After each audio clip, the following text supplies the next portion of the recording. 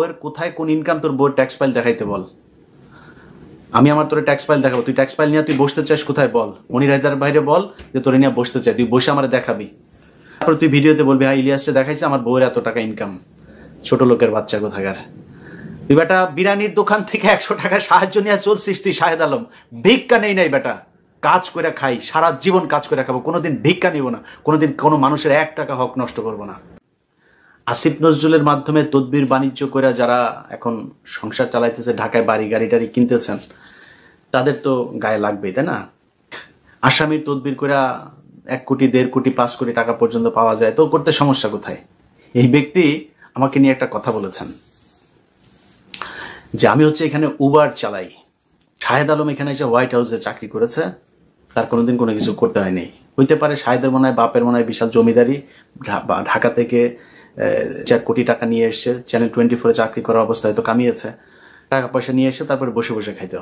মনে করতাম ওইরকম কিছু আর কি। এর আগেও সে এক ভিডিওতে বলেছিল যে আমাকে সে নিউ ইয়র্কের কোনো এক রাস্তার ধারে দেখেছেন, বলেন চিবায় চিবায় বিশাল এক, দেখলে মনে হয় যেন শেরে বাংলায় ফজলুল হকের চাইতে বেশি জ্ঞানী লোক।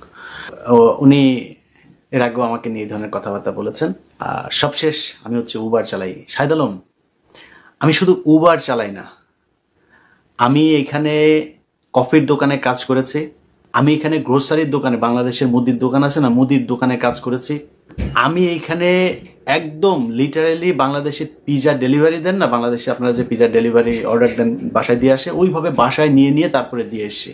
যদি আপনি যেটা করেছেন সেটা করতাম। এখন আপনি কি করেছেন সেটা একটু জানানো দরকার না?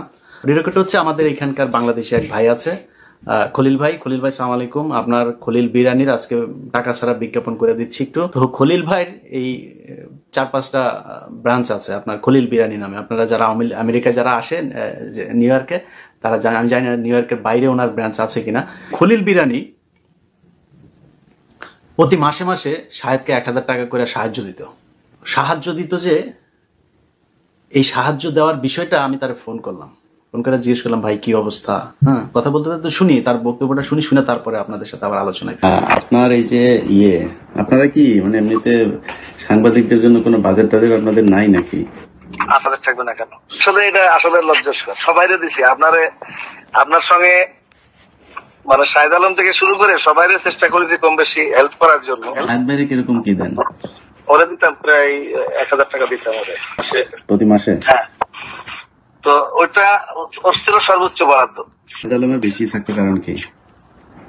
ও আবার ওই দেখা যাচ্ছে দুই দিক থেকে, ওই সময় ফ্যামিলি নিয়ে আসছে একটু সমস্যা, প্লাস হলো দেশি মানুষ। আমাদের শাহেদ আলম এখানে হোয়াইট হাউসের বিশাল বড় চাকরি করতে, টাকা পয়সা কোনো সমস্যা নাই। বিভিন্ন মানুষের কাছে ইদানিং আবার বলে যে তার বউ বিশাল বড় এক চাকরি করে। শাহেদ আলম তোমার বউ কি চাকরি করে?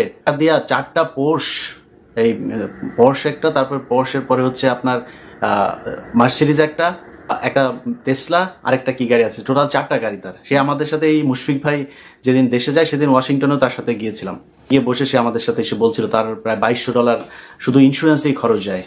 এক ভাবসাব। তো বড় লোকিটা টাকা পয়সাটা আসলো কোথা থেকে জানেন?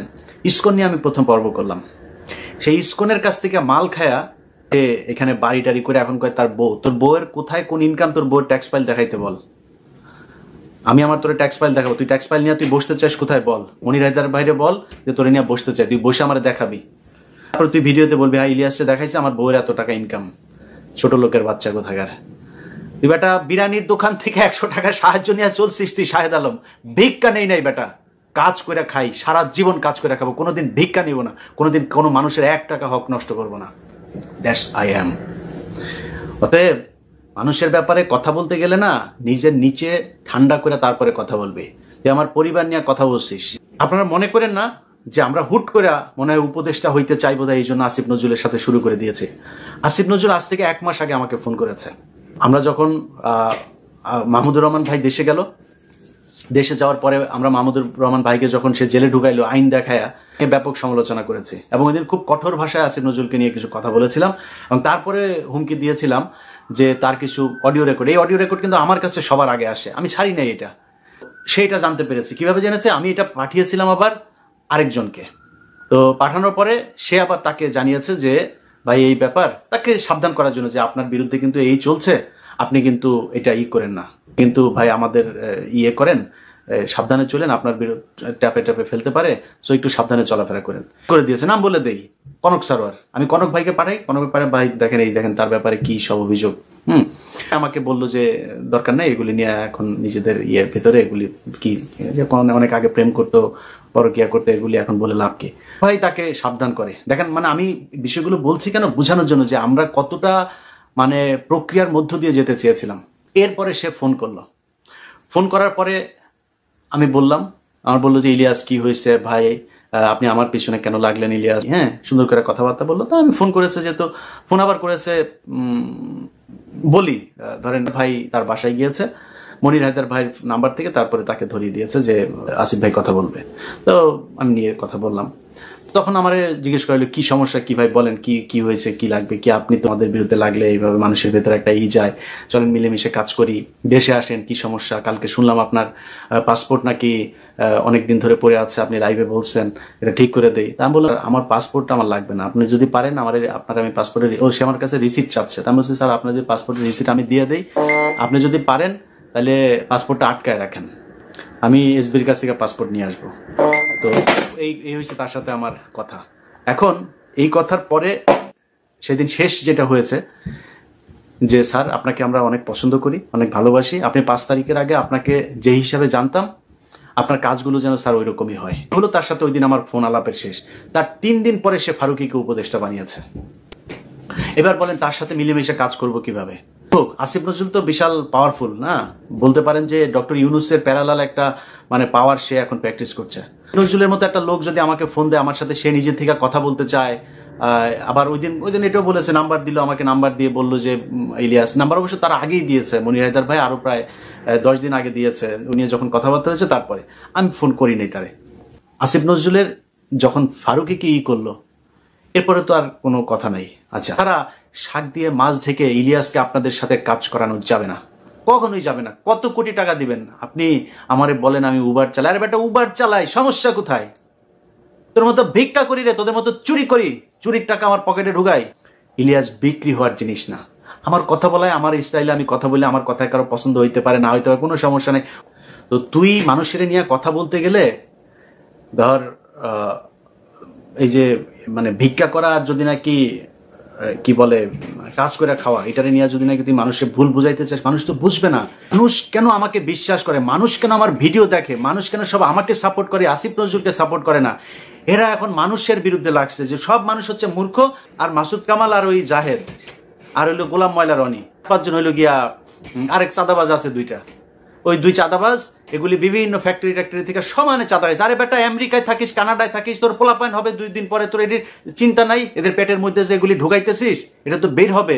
এরকম এই ধরনের এই সকল এই টাকা পয়সাওয়ালা লোকজনের পোলাপান রে, ওই ঢাকা ইয়েতে যখন কিনা 21 টিভিতে চাকরি করতাম, মা দিবস বাবা দিবস এগুলোতে যাইতাম বৃদ্ধাশ্রমে, সব তোদের মতো পয়সাওয়ালা লোকের পোলাপান থাকে। আমাদের মতো যারা গরিব মানুষ না, তাদের পোলাপান কোনোদিন, রিক্সাওয়ালার পোলাপান কোনোদিন বৃদ্ধাশ্রমে পাঠায় না পোলাপানে, কারণ ওই পয়সা ইনকাম করা হয়েছিল অবৈধ পথে। তুই হিসাব করে দেখ, সারা দেশের ভেতরে আওয়ামী লীগ যা করেছে, যেই লুটপাট করেছে, তাদের টাকা পয়সা এখন খাওয়ার মানুষ নাই। বস্তায় বস্তায় টাকা দিচ্ছে ঘুষ, বস্তায় বস্তায়, গাড়িতে করে টাকা নিচ্ছে। সেনাবাহিনীর কিছু অফিসার গাড়িতে করে টাকা নিচ্ছে। দেখ বাড়ির ভেতরে পুরা নিচের আন্ডারগ্রাউন্ড পুরাটা ডলার, এই ওই কারেন্সি, এই কারেন্সি টাকা এইভাবে সব করা রয়েছে। একদিনে সরাইতে পারতেছে না, সময় নিয়ে 1 দিন 2 দিন 3 দিন অল্প অল্প করে সে টাকা সরাচ্ছে। যা খোঁজ নিয়ে দেখ, এটা সম্মান আর টাকা সবকিছু একসাথে পাওয়া যাবে না। কারণ পাবলিকের বিরুদ্ধে লাগছিস, পাবলিক হলে গিয়ে সব অসহায় গরিব, পাবলিক মূর্খ, পাবলিক সবই ভয়ঙ্কর জিনিস। মাননীয় প্রধান উপদেষ্টা আপনাকে বলি, তার প্রেস সেক্রেটারি তার কমেন্ট অপশন বন্ধ করে রেখেছে ফেসবুকের। This is symptom of Awami League fascism. বললেন যে যেদিন জনগণের ভয়ে কমেন্ট অফ করতে হবে, সেদিন ইলিয়াস মানে পুরানা 100% আসিফ নজরুলের ফেসবুকে যায়, ইউটিউবে যায়, যান কমেন্ট পড়েন, আর আমার কমেন্ট পড়েন। আমি যেদিন দেখবো মানে 100 বা 50% না, 30% মানুষ যেদিন আমাকে নিয়ে গালাগালি করবে, আমাকে যেদিন বাজে কমেন্ট করবে, আমার বিরুদ্ধে যাবে, সেদিন আমি ইউটিউবে ফেসবুকে থাকবো না। আমি বুঝবো যে সামথিং ওয়েন্ট রং।